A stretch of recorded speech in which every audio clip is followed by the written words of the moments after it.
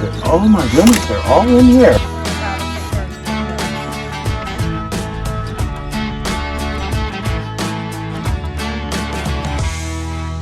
You want some coffee? I do.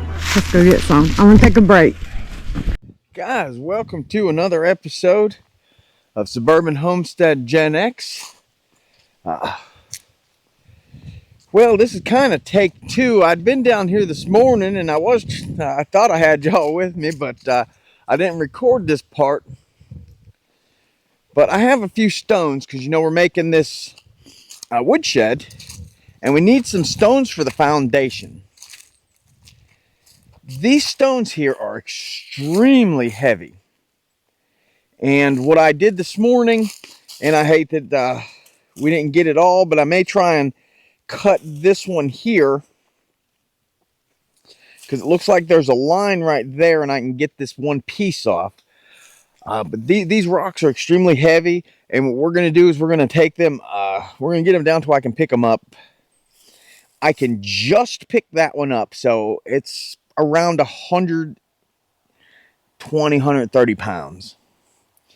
This one here is, man, I don't know what it is. I can hardly move it. I can budge it around, but maybe I'm just getting old too. But we're going to see if we can't take, because on this stone here when I was working it, you see I got a crack that runs along here and up. So we may just take this piece off. It'll make the stone lighter, and I have a flat edge that I'll leave on the ground, and we'll dig the rest of it in. You know, unfortunately, with some of these rocks, if they have a natural, like a fault line in it, I guess what you call them, if it has a natural little fault line, unless I have certain tools, I'm not going to cut around it. And then just the fact that I have a fault line there means it's going to be a little weaker.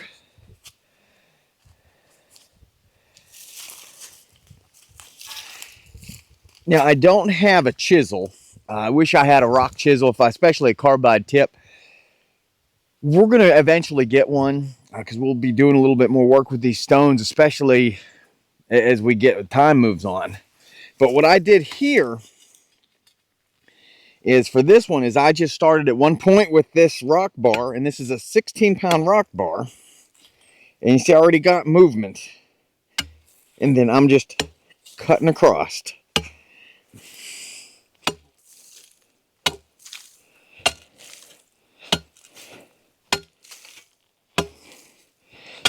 Here I'm going against the fault line trying to make my own, but I don't care.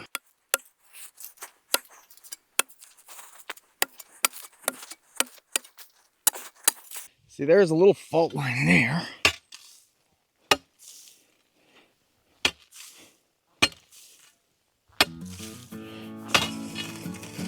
Okay.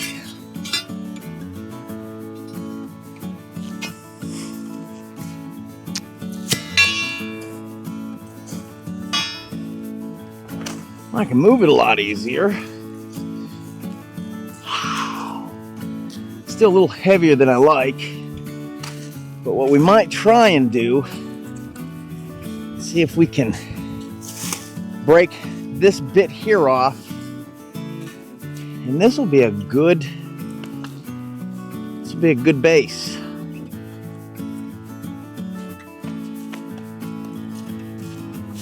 I need to get about 10-15 pounds off of this rock here, and I can pick it up myself.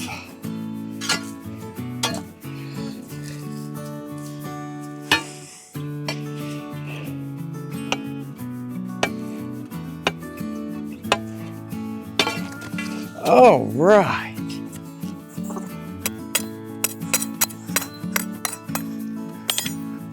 Nice. I'm gonna do the same thing. Let me see if I can spin it so you guys can see it. I'm trying to take a little bit of this off because see I have a fault there.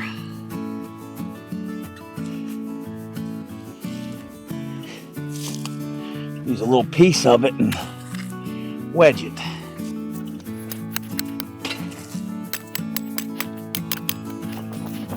Make a little pointed chisel that's really good for getting these high spots like this out. I don't have one. So I'm just gonna have to use a rock hammer. Go the best we can, but here we go. These 4 rocks here, that's gonna be the corners.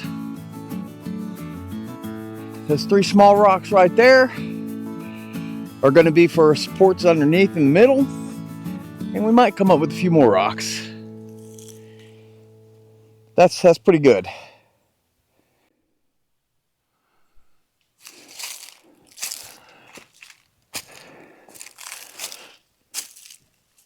I know what you're thinking. How much is that doggy in the window? Got up this morning, had a little fire in the fireplace. It's kind of warmed up a good bit. It was pretty chilly today up till about noon. But we've got like all kinds of rain coming in tomorrow. I guess it's going to be cold, dreary, miserable all day.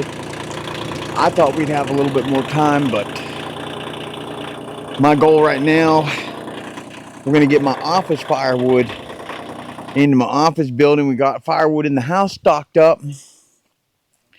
That's what the homestead's about, though, just getting yourself prepared for what's coming next.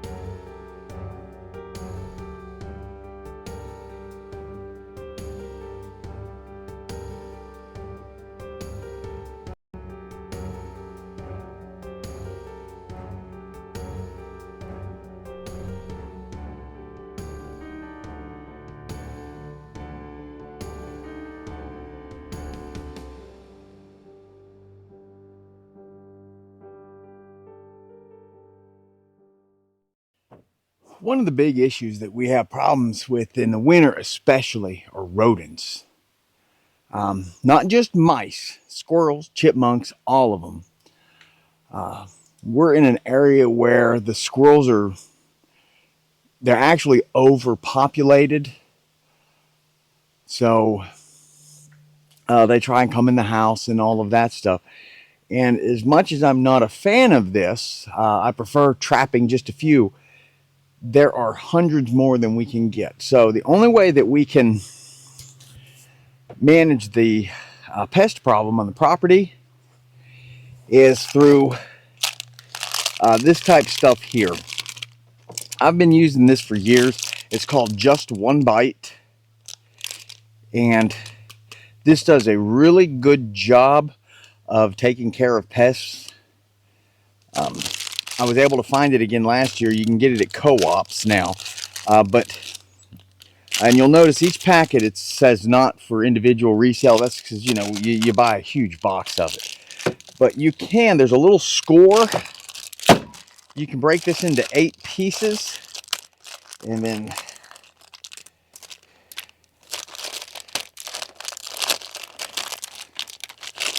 well, when we're done, we'll need 5 pieces. So let's see, that's 2. That's 4. Well, we'll break the other one.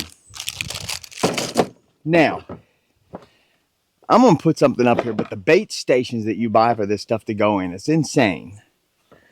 For about $3 a piece, I bought Home Depot buckets and the lids. I got 5 of them. And I figured that allows me to put a bait station in the house, a bait station in my office, a bait station with the ducks, chickens, and my in the temporary tool shed. So I don't want the hole to be so big that a cat or a dog or something like that could get it. Unfortunately, the people in this neighborhood are terrible about letting their animals run wild. They want to say that this is the country. It used to be the country before everybody moved in, and now you can look and I can see houses in all directions. It's not country anymore. This is suburbs, so we need to get back to leash laws.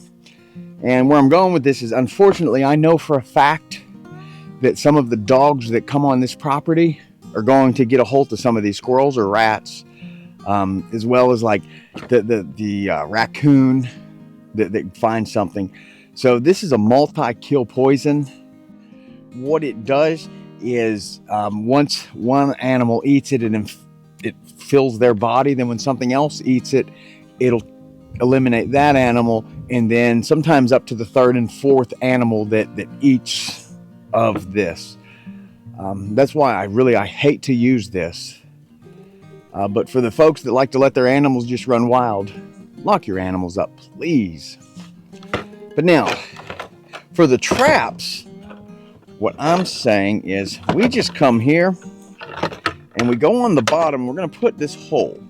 This hole is probably big enough that just about any rat, mouse, or something of that effect is going to be able to get in, consume, and leave. But let's go ahead and get the holes in all these buckets.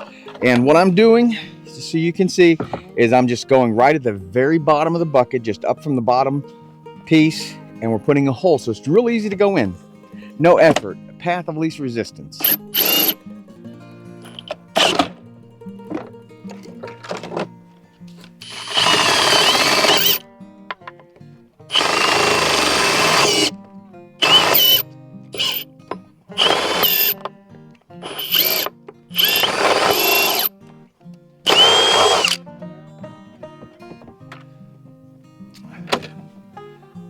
There's the first one. If you remember last year, we made some stations and they worked. They did work great, but they were slow. One at a time.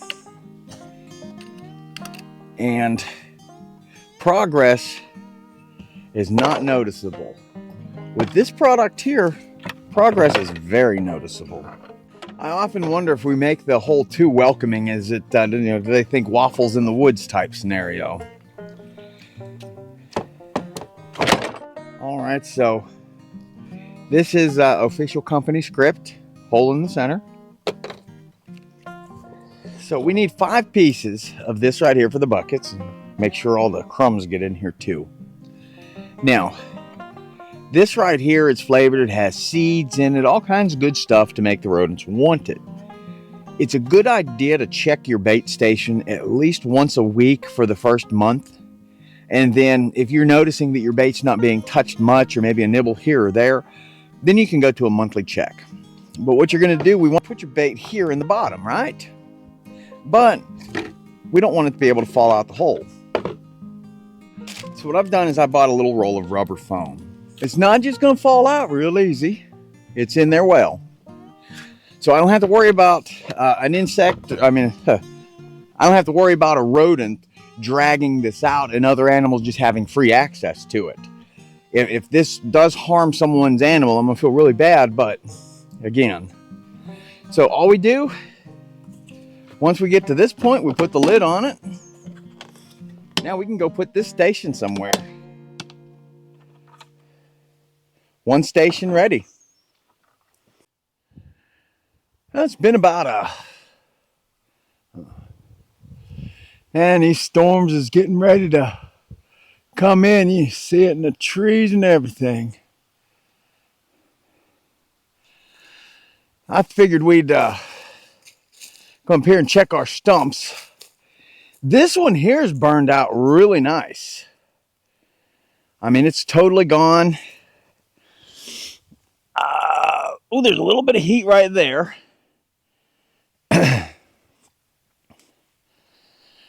So it's still burning some.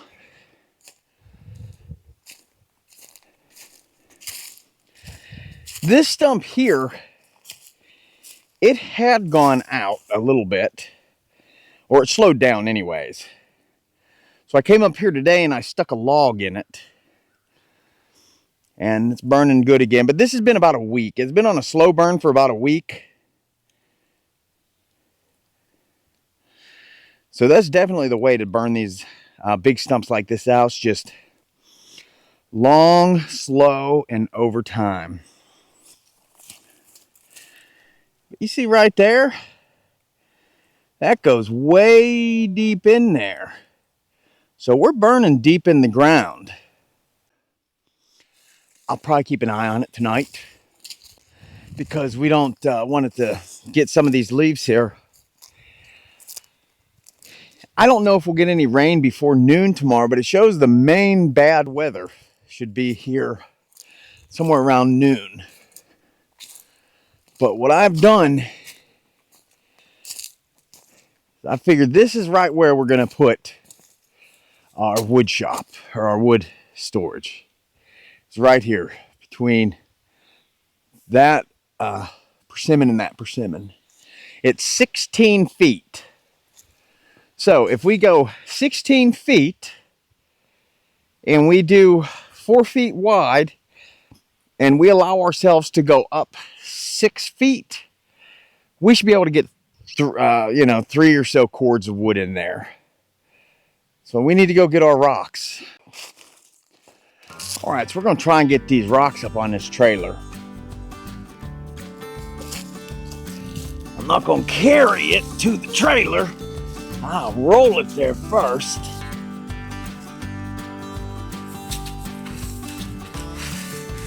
Any little bit that's flaky and wants to fall off, we're just going to let it happen now. It makes it that much lighter. Oh! Woo! Gravy and rice. That was heavy.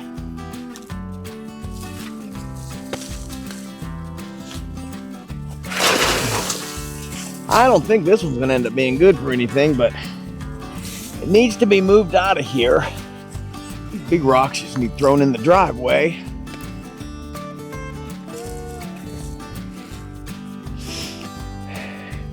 These right here, they're just going to bust up. Most of them break into pieces when they hit the ground anyways.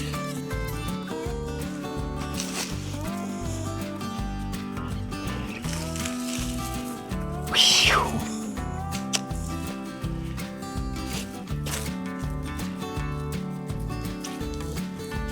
Oh my.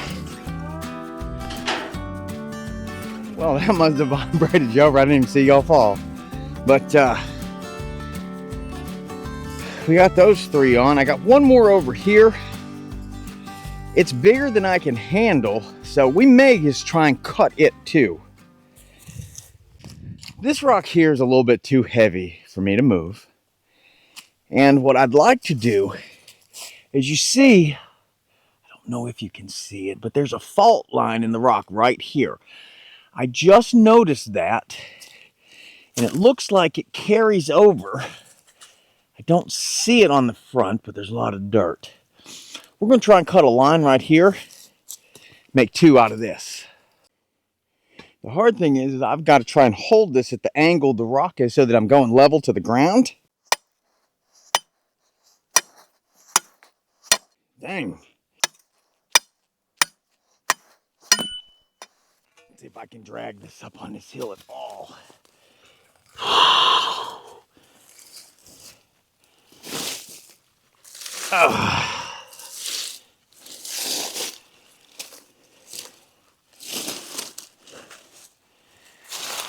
Let's see if that'll help me. See if you can see it.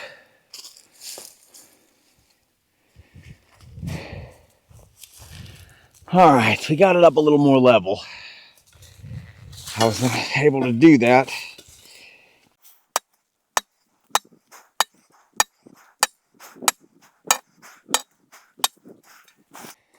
All right, the crack got a little bit wider.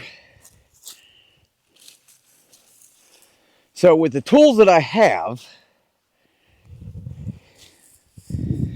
a rock bar and a rock mallet.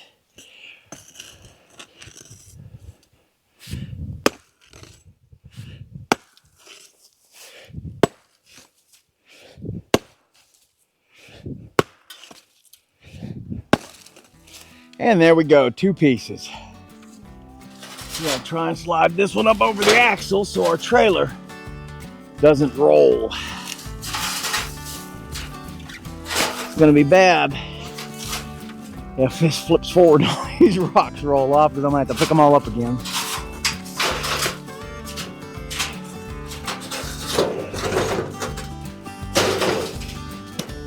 We have several more of these up front that I'm gonna get to as we get other projects going.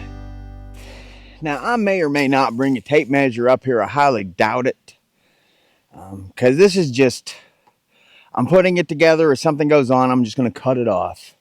The same with the boards we're going to mill here. Hopefully we'll get to milling some boards tomorrow if the rain holds off just a little bit. Otherwise, the next clear day, we'll get the mill set up and start running some logs with the Alaskan chain sawmill.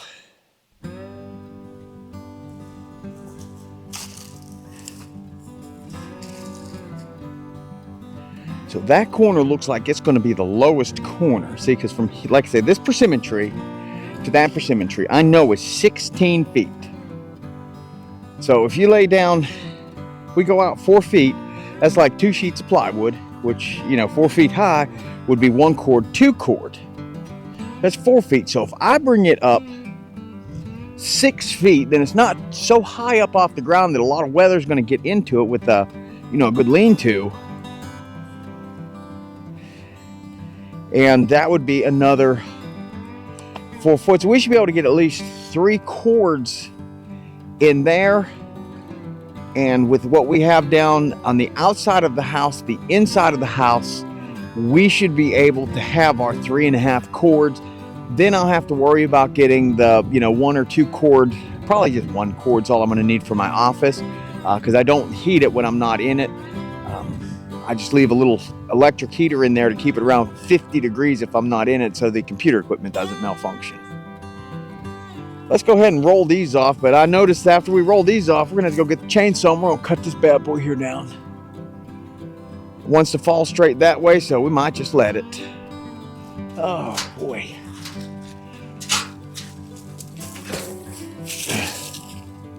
Whoa, too far, too far, too far. But almost in position. So what I'm saying is, my roof's going to hang down about 1 foot over the tree, or 1 foot from the back of the building. Actually, there is a little stump in the ground right here that's cut off. That little stump right here behind it's going to be the marker, because that'll be 1 foot. So from this, I wanted to go 1, 2, 3. I need to go get my chainsaw right this minute. I think I said about having to cut this off when we put this in.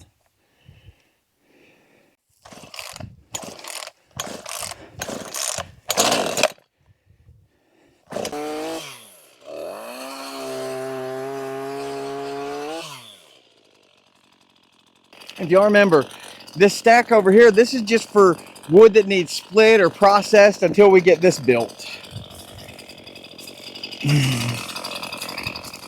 Okay, so from this stump, first rock, 2, 3. So right here, that is going to be the front of that. On the lowest side,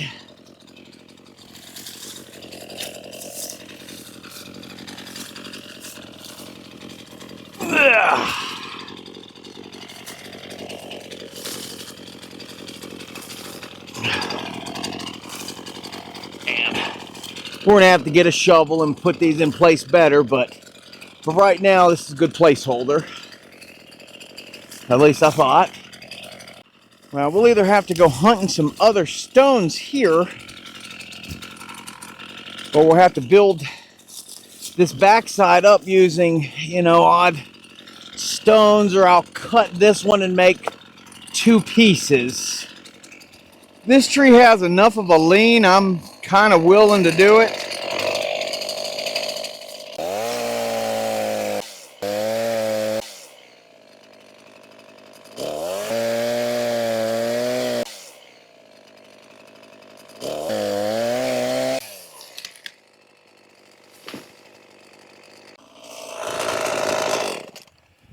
All right, fell this.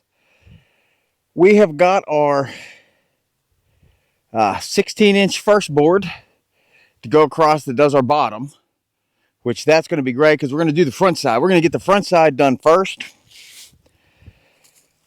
There is another pine tree right over there we're going to take down to do the back side. I left some of these pine trees up here to get that done. Now check this out again. Getting into the evening. Put a little log in there in case it starts raining. Try and keep that smoldering as long as I can.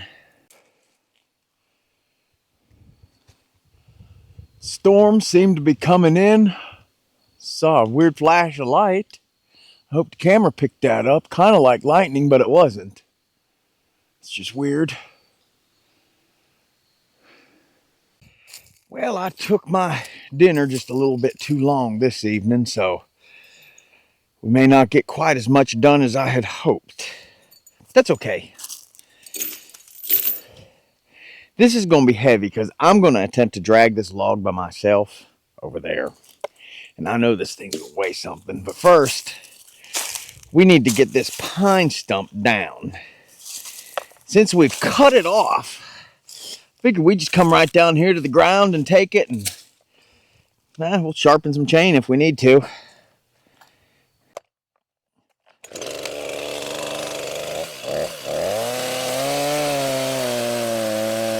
Timber! And the walls fell in. Okay. I guess we'll put this over in the wood cutting pile. This stump right here,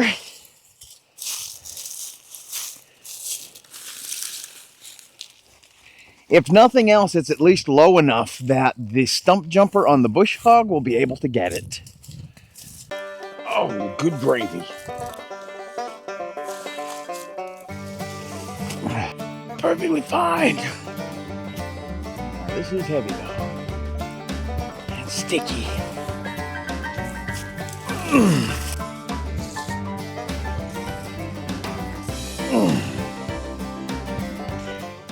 My idea for this is if I can set this, well, once we get this leveled in, I'm going to set this on top of it, but I'm going to cut a flat spot on this end.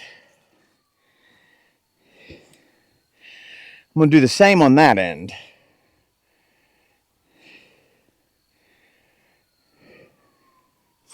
If this was for any other building than a wood house, I'd probably try and trim this into a, square. Doesn't matter for this. We just need it up off the ground so when the wood dries, it doesn't rot. I guess I need to give it another pull. Get it at least in place so I know where that other rock goes.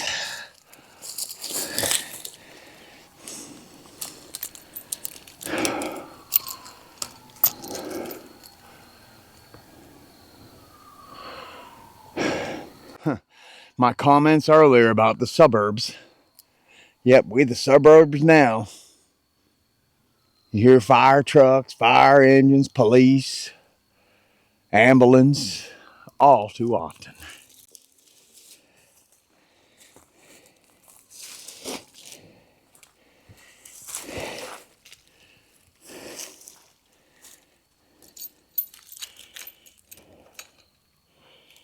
Well, I don't know if you can see this end or not, but I'm just picking this side here up. It's getting kind of dark. I know it might look lighter on the screen to you, but for me, it is getting so much darker. I just want to make sure, kind of have an idea where this is supposed to go. Guys, I'm looking at this and I'm thinking the easiest way for me to do this, maybe I will square the ends on these, but just the ends. It'll sit nicer. It looks like I might be able to lay that rock a different way, especially if I square it up. So that's what I think we're going to do. Yeah, squaring these off is going to be the best way. Or at least making a flat side on each end. Then I'm thinking that I should be able to make some upright posts. They'll fit against the square. And I should be able to use just some pretty good screws or bolts and hold that together. And then we'll mill a floor and roof. Maybe a couple sides. I didn't get as much done over the last few days as I wanted to. I had to relight this stump again. So hopefully this fire we have under here will catch back up. Most of this is still wet and green. The plan was to get a few of these boards milled out, at least get the 3 logs we have there. I got this out this evening. So on next week's show, we're going to go ahead and get some of these cut. One of my problems is when I was doing this before, these are too short. So what I'm thinking I might do is see if I have some 16-foot 2x4s down there. Use these pieces, make another one, and we'll get on that next time. But until next week, guys, happy Halloween, and we'll see you then.